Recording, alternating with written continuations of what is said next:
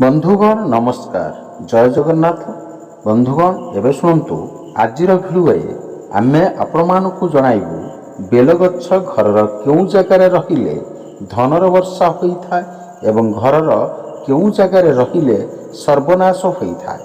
ବନ୍ଧୁଗଣ ଆସନ୍ତୁ ଜାଣିବା ବେଲଗଛକୁ ଗୃହରେ କେଉଁଠି ଏବଂ କିପରି ରଖିଲେ ବାସ୍ତୁଦୋଷ ଦୂର ହେବା ସହ ଗୃହରେ ଧନର ବର୍ଷା ହୋଇଥାଏ। ବେଲଗଛ ଗୋଟେ ଏମିତି ଗଛ ଯିଏକି ସମସ୍ତ ସଂସାରର ଦୁର୍ଲଭ ଅଟେ। ତା'ର ଦିବ୍ୟତା, ତା'ର ଦୁର୍ଲଭତା, ତା'ର ଔଷଧୀୟ ଗୁଣ, ତା'ର କ୍ଷମତା ପାଇଁ ସମସ୍ତ ଦେବୀ ଦେବତା ଏବଂ ସମସ୍ତ ମନୁଷ୍ୟ ଜାତିର ପ୍ରିୟ ଏବଂ ଆଦରଣୀୟ ହୋଇଥାଏ। ପୁରାଣ ଶାସ୍ତ୍ର ଅନୁସାରେ ଏହି ଗଛର ସୃଷ୍ଟି ମା ଲକ୍ଷ୍ମୀଙ୍କର ଅଂଶରୁ ହୋଇଅଛି, ଯାହାକି ଆପଣମାନେ ଅଳ୍ପ ବହୁତ ଜାଣିଥିବେ। ତେବେ ଆସନ୍ତୁ ଏହା ଜାଣିବା ପୂର୍ବରୁ କିଛି ହିତବାଣୀ ମନେ ରଖିବା। ଧ୍ୟାନ କରିବା ସମୟରେ ମାଳା ଗଡ଼ାଇବା ଦ୍ୱାରା ମଙ୍ଗଳକାରୀ ହୋଇଥାଏ ଏବଂ ମନ ସ୍ଥିର ହେବା ସହିତ ସମର୍ପଣ ଭାବ ଜାଗ୍ରତ ହୋଇଥାଏ। ତୃତୀୟ ନେତ୍ର ଥିବା ଦେବାଦେବୀଙ୍କୁ ଭକ୍ତି ଏବଂ ନିଷ୍ଠାର ସହିତ ପୂଜା ଅର୍ଚ୍ଚନା କରିବା ଦ୍ୱାରା ଅବିଳମ୍ବେ ସମସ୍ୟା ସମାଧାନ ହୁଏ ଏବଂ ସମସ୍ତ ମନସ୍କାମନା ପୂର୍ଣ୍ଣ ହୋଇଥାଏ। ସମସ୍ତ ଶୁଭ କାର୍ଯ୍ୟରେ କିମ୍ବା ମାଙ୍ଗଳିକ କାର୍ଯ୍ୟରେ ସ୍ୱସ୍ତିକ ଚିହ୍ନ ଅଙ୍କନ କରିବା ଉଚିତ। ଏହା ଅତ୍ୟନ୍ତ ଶୁଭ ହେବା ସହିତ ମାତା ଲକ୍ଷ୍ମୀଙ୍କର କୃପା ଦୃଷ୍ଟି ପଡ଼ିଥାଏ। ମହୋଦଧି ଅଥବା ସମୁଦ୍ରରେ ସ୍ନାନ କରିବା ଦ୍ୱାରା ଶୁଭ ଏବଂ ମଙ୍ଗଳକାରୀ ହେବା ସହିତ ପାପତାପ ନଷ୍ଟ ହୋଇଥାଏ। ପାଣିରେ କେବେ ବି ମଳତ୍ୟାଗ ବା ମୂତ୍ରତ୍ୟାଗ କରିବା ଉଚିତ ନୁହେଁ, ଏହା ଅମଙ୍ଗଳକାରୀ ହୋଇଥାଏ ଏବଂ ମୃତ୍ୟୁ ପରେ କୁକୁର ଜନ୍ମ ପ୍ରାପ୍ତ ହୋଇଥାଏ। ମନେ ରଖନ୍ତୁ ଦର୍ଶକ ବନ୍ଧୁ, ଉତ୍ତର ଦିଗକୁ କେବେ ବି ମୁଣ୍ଡ କରି ଶୋଇବା ଉଚିତ ନୁହେଁ, ଏହା ଅଶୁଭ ହୋଇଥାଏ ଏବଂ ମସ୍ତିଷ୍କର ଶକ୍ତି କ୍ଷୀଣ ହୋଇଥାଏ। ଦିନରେ କେବେ ବି ଶୋଇବା ଉଚିତ ନୁହେଁ, ଏହା ଅଶୁଭ ହେବା ସହିତ ଆୟୁ କ୍ଷୀଣ ହୋଇଥାଏ ଏବଂ ପାଚନ ଶକ୍ତି ଦୁର୍ବଳ ହୋଇଥାଏ।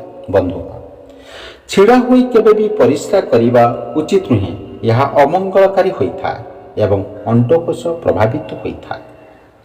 ପିନ୍ଧୁଥିବା ଗଞ୍ଜି କିମ୍ବା ଗାମୁଛା ଚିରିଗଲେ କେବେ ବି ସିଲାଇ କରି ପିନ୍ଧିବା ଉଚିତ ନୁହେଁ, ଏହା ଅଶୁଭ ହୋଇଥାଏ ଏବଂ ଦାରିଦ୍ରତା ବୃଦ୍ଧି ହୋଇଥାଏ। ବନ୍ଧୁଗଣ, ଏ ପର୍ଯ୍ୟନ୍ତ ଆପଣମାନେ ଯଦି ଭିଡ଼ିଓକୁ ଲାଇକ୍ କରିନାହାନ୍ତି, ପ୍ଲିଜ୍ ଭିଡ଼ିଓକୁ ଲାଇକ୍ କରିଦିଅନ୍ତୁ ଏବଂ ଚ୍ୟାନେଲରେ ନୂଆ ଥିଲେ ଚ୍ୟାନେଲକୁ ସବସ୍କ୍ରାଇବ୍ କରିଦିଅନ୍ତୁ।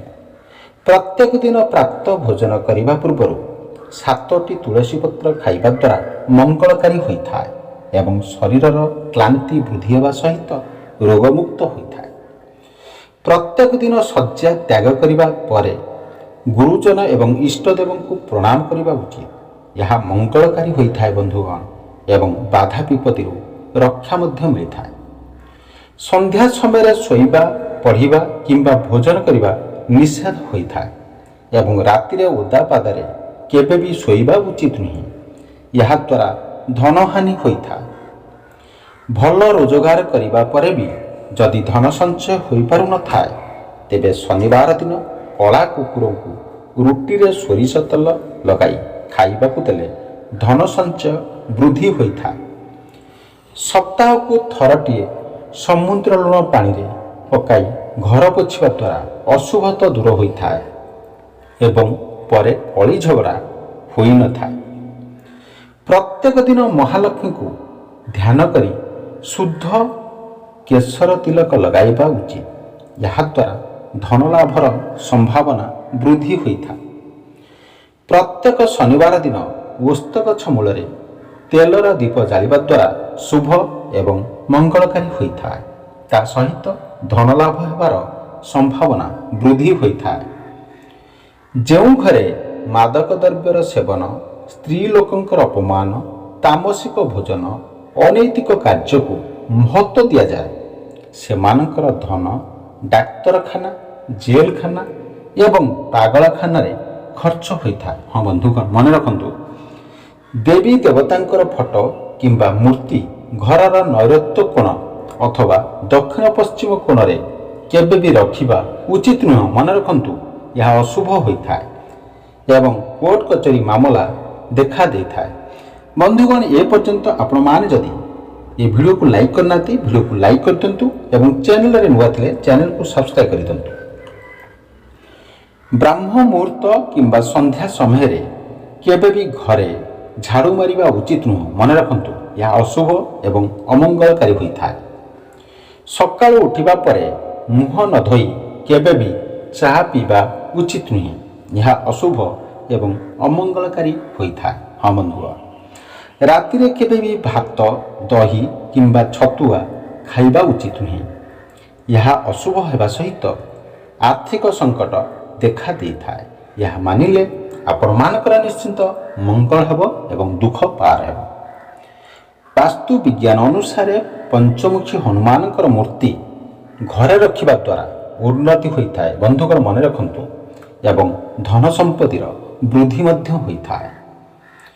ଘରେ ଦୌଡ଼ୁଥିବା ଧଳା ଘୋଡ଼ାର ମୂର୍ତ୍ତି ଘରେ ରଖିବା ଦ୍ୱାରା ଶୁଭ ହୋଇଥାଏ ଏବଂ ସ୍ୱାମୀ ସ୍ତ୍ରୀ ମଧ୍ୟରେ ଉତ୍ତମ ସମ୍ପର୍କ ବୃଦ୍ଧି ହେବା ସହିତ ସୁଖ ସମୃଦ୍ଧି ପ୍ରାପ୍ତ ହୋଇଥାଏ। ହଁ ବନ୍ଧୁଗଣ, ନିଶ୍ଚିନ୍ତ ରୂପରେ ଏହା ମାନିଲେ ଆପଣମାନଙ୍କର ମଙ୍ଗଳ ହେବ। ବାଛୁରୀକୁ କ୍ଷୀର ଦେଉଥିବା କାମଧେନୁ ଗାଈର ପିତ୍ତଳ ମୂର୍ତ୍ତି ଘରେ ରଖିବା ଦ୍ୱାରା ଅତ୍ୟନ୍ତ ଶୁଭ ହୋଇଥାଏ ଏବଂ ସନ୍ତାନର ପ୍ରାପ୍ତି ହେବା ସହିତ ମାନସିକ ଶାନ୍ତି ପ୍ରାପ୍ତ ମଧ୍ୟ ହୋଇଥାଏ। ଦୁଇଟି ହଂସର ମୂର୍ତ୍ତି ଘରେ ରଖିବା ଦ୍ୱାରା ଶୁଭ ହୋଇଥାଏ ଏବଂ ଦାମ୍ପତ୍ୟ ଜୀବନ ସୁଖମୟ ହେବା ସହିତ ଧନ ପ୍ରାପ୍ତିର ସମ୍ଭାବନା ବୃଦ୍ଧି ହୋଇଥାଏ। ଘରେ ହାତୀର ପିତ୍ତଳ ମୂର୍ତ୍ତି ରଖିବା ଦ୍ୱାରା ଶୁଭ ହୋଇଥାଏ ଏବଂ ସ୍ୱାମୀ ସ୍ତ୍ରୀଙ୍କର ମତଭେଦ ଦୂର ହେବା ସହିତ ଘରେ ସୁଖ ସମୃଦ୍ଧି ଏବଂ ଐଶ୍ୱର୍ଯ୍ୟ ବୃଦ୍ଧି ହୋଇଥାଏ। ହଁ ବନ୍ଧୁଗଣ, ମାଆମାନେ ଏହାକୁ ନିଶ୍ଚିନ୍ତ ରୂପରେ ମାନନ୍ତୁ, ଆପଣମାନଙ୍କର ମଙ୍ଗଳ ହେବ। ପିଲାଙ୍କ ପଢ଼ିବା ଘରେ ଶୁଆ ଚିତ୍ର ଲଗାଇବା ଦ୍ୱାରା ଶୁଭ ହୋଇଥାଏ ଏବଂ ଏକାଗ୍ରତା ବୃଦ୍ଧି ହେବା ସହିତ ପାଠ ପଢ଼ିବାରେ ପିଲାଙ୍କର ମନ ଲାଗିଥାଏ। ଶୋଇବା ଘରେ ହିମାଳୟର ଚିତ୍ର ଲଗାଇବା ଦ୍ୱାରା ଶୁଭ ହୋଇଥାଏ। ହଁ ବନ୍ଧୁଗଣ, ଏବଂ ମନରେ ଶାନ୍ତି ଅନୁଭୂତି ଆସିବା ସହିତ ପ୍ରସନ୍ନତା ପ୍ରାପ୍ତ ହୋଇଥାଏ। ଘରର ଡ୍ରଇଂ ରୁମ୍ରେ ଉତ୍ତର ପୂର୍ବ ଦିଗରେ ଆକ୍ୱାରିୟମ୍ ରଖିବା ଦ୍ୱାରା ଶୁଭ ହୋଇଥାଏ ଏବଂ ଘରେ ସୁଖ ସମୃଦ୍ଧି ବୃଦ୍ଧି ହୋଇଥାଏ। ଘରର ଡାଇନିଂ ଟେବୁଲ କେବେ ବି ମୁଖ୍ୟ ଦ୍ୱାର ସମ୍ମୁଖରେ ରଖିବା ଉଚିତ ନୁହେଁ କିମ୍ବା ମୁଖ୍ୟ ଦ୍ୱାରକୁ ଦେଖାଯିବା ଅନୁଚିତ ହୋଇଥାଏ। ଘରର ମୁଖ୍ୟ କୋଠରୀ ସମ୍ମୁଖ କାନ୍ଥରେ ଉଦୟ ହେଉଥିବା ସୂର୍ଯ୍ୟଙ୍କର ଚିତ୍ର ଲଗାଇବା ଉଚିତ। ଏହାଦ୍ୱାରା ଭାଗ୍ୟ ଉଦୟ ହୋଇଥାଏ ଏବଂ ସଫଳତାର ପ୍ରାପ୍ତ ହୋଇଥାଏ। ବନ୍ଧୁଗଣ ମନେ ରଖନ୍ତୁ, ଏହା ମାନିଲେ, ଏହା କଲେ ଆପଣମାନଙ୍କର ନିଶ୍ଚିନ୍ତ ମଙ୍ଗଳ ହେବ, ଆପଣମାନଙ୍କର ମନସ୍କାମନା ପୂର୍ଣ୍ଣ ହେବ। ଘରର ଶୟନ କକ୍ଷରେ କେବେ ବି କୌଣସି ଗଛ କିମ୍ବା ଜଳ ସମ୍ପର୍କିତ ଜିନିଷ ରଖିବା ଉଚିତ ନୁହେଁ। ଏହା ଅଶୁଭ ହୋଇଥାଏ। ଗ୍ରହଣ ଲାଗିଥିବା ସମୟରେ ଲବଙ୍ଗ କିମ୍ବା ଗୁଜୁରାତି ଭସ୍ମ ପ୍ରସ୍ତୁତ କରି ମୁଣ୍ଡରେ ମାରିଲେ ସମସ୍ତ କାର୍ଯ୍ୟ ସଫଳ ହୁଏ। ବନ୍ଧୁଗଣ ମନେ ରଖନ୍ତୁ, ଘରର ମୁଖ୍ୟ ଲୋକଙ୍କର ବେଡରୁମ୍ ଉତ୍ତର ଦିଗରେ କରନ୍ତୁ ନାହିଁ କେବେ ହେଲେ, ଏହା ଅମଙ୍ଗଳ ହୋଇଥାଏ। ବନ୍ଧୁଗଣ, ଏବେ ଆସନ୍ତୁ ଜାଣିବା ବେଲଗଛ ଗୃହରେ କେଉଁ ଦିଗରେ ରହିଲେ କ'ଣ ସବୁ ଲାଭ ମିଳିଥାଏ। ବନ୍ଧୁଗଣ, ଏ ପର୍ଯ୍ୟନ୍ତ ଯଦି ଆପଣମାନେ ଭିଡ଼ିଓକୁ ଲାଇକ୍ କରିନାହାନ୍ତି, ପ୍ଲିଜ୍ ଭିଡ଼ିଓକୁ ଲାଇକ୍ କରିଦିଅନ୍ତୁ। ଚ୍ୟାନେଲରେ ନୂଆ ଥିଲେ ଚ୍ୟାନେଲକୁ ସବସ୍କ୍ରାଇବ୍ କରିଦିଅନ୍ତୁ। ଏବେ ଶୁଣନ୍ତୁ, ବେଲଗଛ ଉତ୍ତର କିମ୍ବା ଉତ୍ତର ପୂର୍ବ ଈଶାନ୍ୟ କୋଣରେ ରହିଲେ ଧନ ବୃଦ୍ଧି ହୁଏ କିମ୍ବା ଅର୍ଥର ଅଭାବ ରହିନଥାଏ ଏବଂ ଅଭାବ ଥିଲେ ଧନର ଆଗମନର ବାଟ ଖୋଲିଥାଏ। ଘରର ପୂର୍ବ ଦିଗରେ ବେଲଗଛ ରହିଲେ ଗୃହରେ ଶାନ୍ତି ବଜାଇ ରଖିଥାଏ। ତାପରେ ଦର୍ଶକ ବନ୍ଧୁ ଶୁଣନ୍ତୁ, ଘରର ପଶ୍ଚିମ ଦିଗରେ ଏହି ବେଲଗଛ ରହିଲେ ସୁସନ୍ତାନ ପ୍ରାପ୍ତ ହୋଇଥାଏ। ବନ୍ଧୁଗଣ ମନେ ରଖନ୍ତୁ, ଏହା ମାନିଲେ ଆପଣମାନଙ୍କର ମଙ୍ଗଳ ହେବ, ଆପଣମାନଙ୍କର ଘରେ ସୁଖ ଶାନ୍ତିର ବାତାବରଣ ସୃଷ୍ଟି ହେବ। ଘରର ଦକ୍ଷିଣ ଦିଗରେ ଏହି ବେଲଗଛ ରହିଲେ ଦୁର୍ଘଟଣା ଜନିତ ସମସ୍ୟା ଦୂର ହୋଇଥାଏ। Thank you so much watching. ଜୟ ଜଗନ୍ନାଥ।